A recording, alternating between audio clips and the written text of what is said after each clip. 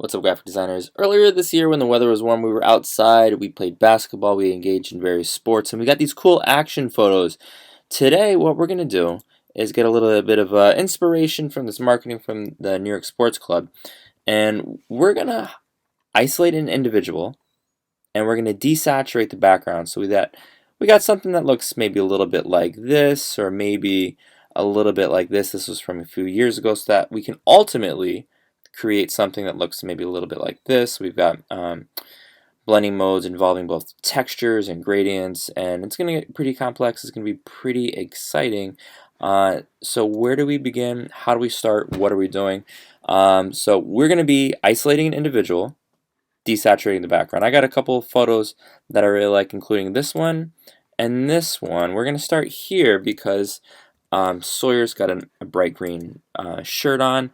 I don't know what John is doing over here. Why is he jumping in the air? He's just enthusiastic. I very much appreciate that Bodie's playing defense.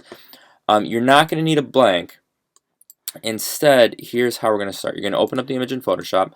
The very first thing that you're going to do is press Command J to duplicate. So we're not going to touch that background layer. Instead, what we're going to do is, you know what, actually, we're going to do it one more time, and you're going to see why in a moment. So we're going to press Command J twice. We've got two layers duplicated on top of the background. We're going to make a selection, and I'm going to isolate Sawyer. Alright, so I'm going to use the object selection tool. My assumption is that this is not going to be a clean selection because we've got that chain link fence in the background, and you know what? It's actually not that bad. This is amazing. Photoshop works wonders.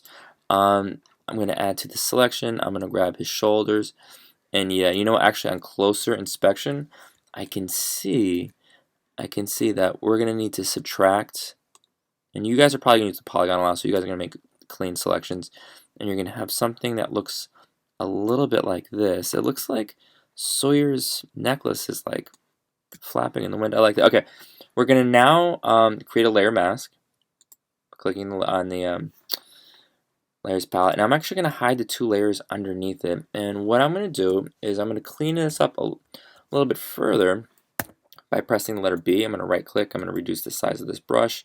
And you know, I was using a pretty fancy brush earlier, so I'm going to simplify it with this brush right here. I'm going to swap out white, which is currently in the background, for black. You'll notice I'm in the layers mask, so we can simply go like this. Alternatively, what we can do is use the polygonal lasso, and I'm gonna just make a selection like so. I know you guys know this.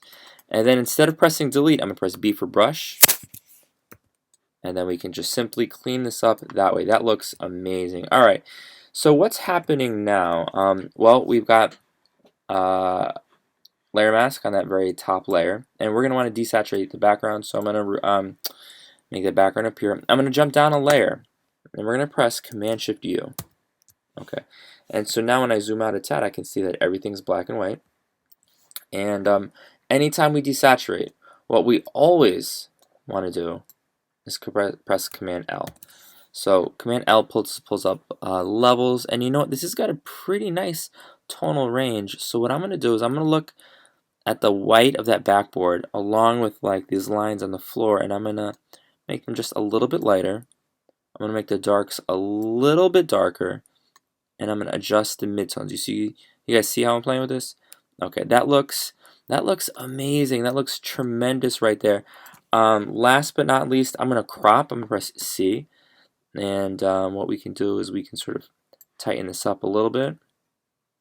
I like that right there. That looks amazing. And then if we wanted, we could add the logo. I'm going to check this out, guys. I'm going to press Command A, Command C, Command V. I'm going to use the magic wand tool, and I'm going to make sure that contiguous is unchecked. So I'm going to select the green, and I'm going to press delete.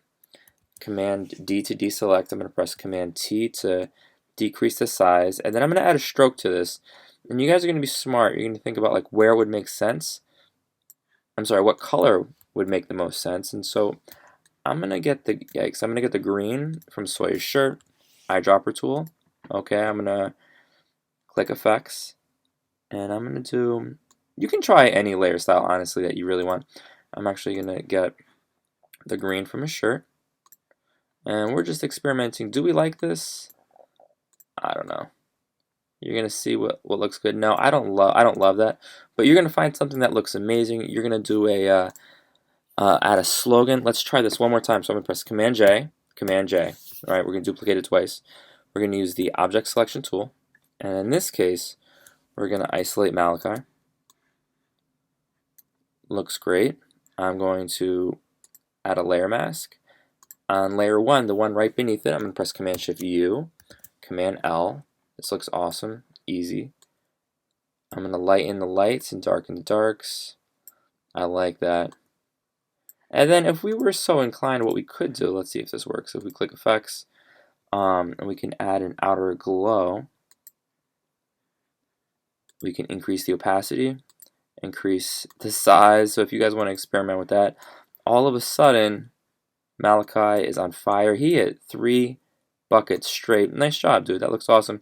If you don't like the yellow, maybe you want to do like a cool blue. I like that. You're going to add the logo. You're going to add a slogan. You're going to experiment. You're going to do this to multiple images. Let me know if you have any questions.